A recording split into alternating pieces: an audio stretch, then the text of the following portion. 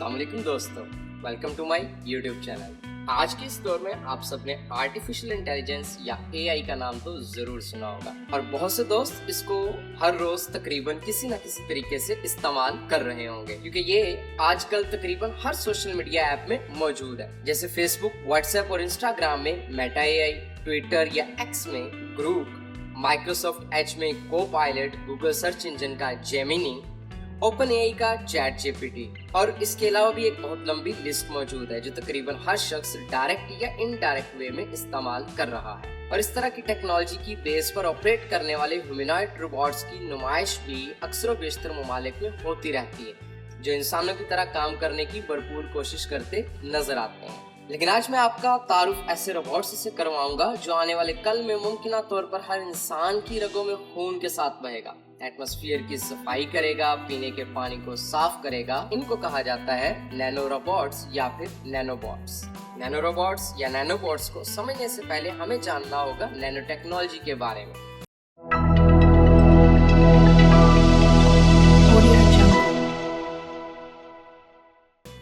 Nano technology का idea 1959 में Nobel इनाम याफ्ता साइंसदान रिचर्ड फेनमैन के लेक्चर्स से मिलता है जो इसने काल्टेक में डिलीवर किए थे। लेक्चर्स को there is plenty of room at the bottom के टाइटल के साथ पब्लिश किया जा चुका है। इस लेक्चर में रिचर्ड ने कहा, मेरी अपने दोस्त अल्बर्ट हिब्स के साथ गुफ्तगू हो रही थी कि क्या ऐसा मुमकिन है कि हम एक डॉक्टर को छोटा करके निगल लें और वो हमारे जिस्म में जाकर इन्फेक्टेड पार्ट का इलाज करे और बाहर आ जाए। तब तो ये बात किसी जादुई फिल्म के एक सीन की तरह लगी, लेकिन ये बात small things with big impact के टाइटल पर पूरा उतरती, क्योंकि इस बात ने एक नई सोच पैदा की जो बाद में स्वैलोएबल सर्जिकल रोबोट्स की इजाद का बायस बने। अपने इस लेक्चर में रिचर्ड ने 2 चैलेंजेस भी दिए। इसका पहला चैलेंज था कि एक इंतहाई छोटे लेवल की मोटर बनाई जाए जिसका साइज तकरीबन 1 इंच से 64 गुना कम हो, जो कि 1960 में काल्टेक के ही एक ग्रेजुएट विलियम मैकलेलन ने तैयार कर ली और $1000 का इनाम जीत लिया।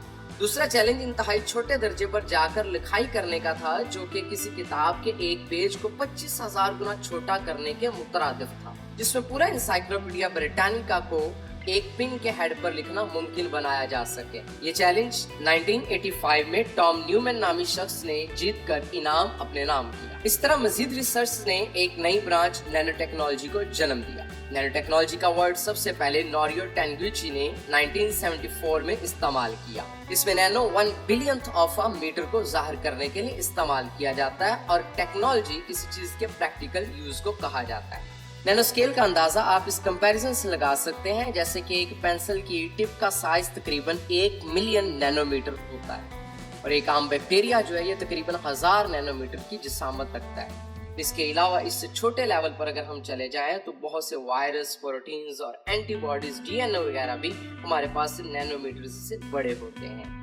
इस नैनो टेक्नोलॉजी में ऐसी चीजों को परखा जाता है जिसका साइज कम से कम किसी एक तरफ से 1 से लेकर 100 नैनोमीटर के दरमियान हो और इस स्केल को नैनो स्केल का नाम दिया जाता है। ज्यादातर बैक्टीरिया, वायरस, प्रोटीन, ग्लूकोज वगैरह का साइज नैनो स्केल रेंज में ही होता है। जैसे एक वायरस कोविड-19, इसका नाम आप सबने सुन रखा होगा। इसका साइज तकरीबन 50 नैनोमीटर से 140 नैनोमीटर तक होता है। अगर हम आज के दौर में नैनो टेक्नोलॉजी की एप्लीकेशंस को स्टडी करें तो हमें इसका सबसे ज्यादा इस्तेमाल नजर आता है नैनो एनर्जी की फॉर्म में, जिसमें सुपर कैपेसिटर्स को तैयार किया जा रहा है, मेडिसिन, ड्रग डिलीवरी सिस्टम्स में इस्तेमाल किया जा रहा है इसे, नैनो बायोटेक्नोलॉजी में, नैनो डिवाइसेस की मैन्युफैक्चरिंग में, इसके अलावा optical engineering, defence and security system, bio engineering, cosmetics and nano fabrics में।